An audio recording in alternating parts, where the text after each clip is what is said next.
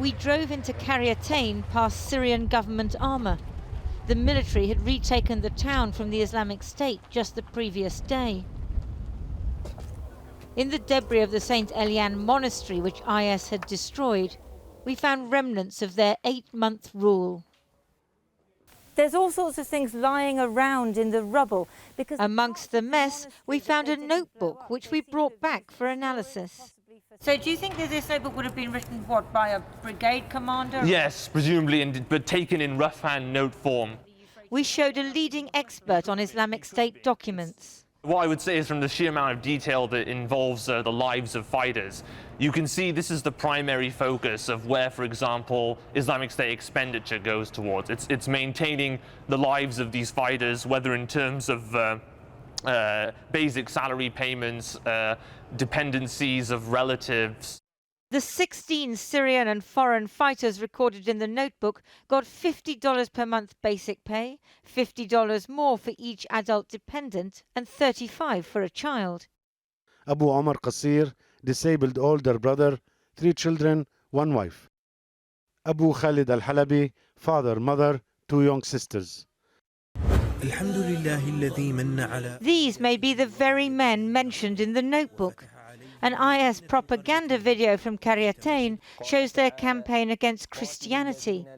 They murdered 21 Christians and kidnapped others, while the few who remained in the town were forced to pay a special tax. But while waging terror, IS also struggled with the same human resources problems as any employer. Sometimes the fighters needed a break, so they got ijaza, paid leave. Holiday pay. Abu Ali al-Naimi, $200. Abu Mundir al-Tunisi, $100. One fighter took a loan from his employers. Money owed. Abu Dujana Abu Kamal, 5 days late on repayments. The notebook reveals a tantalizing glimpse not of the religious ideology, but the bureaucracy of the Islamic State. There is, for example, the sad case of a fighter who missed his own wedding and wasn't paid. Abu Muhammad al-Ansari did not attend his marriage ceremony as he was in his tank at the time. Did not receive 3rd month's salary because he moved and he had no military ID.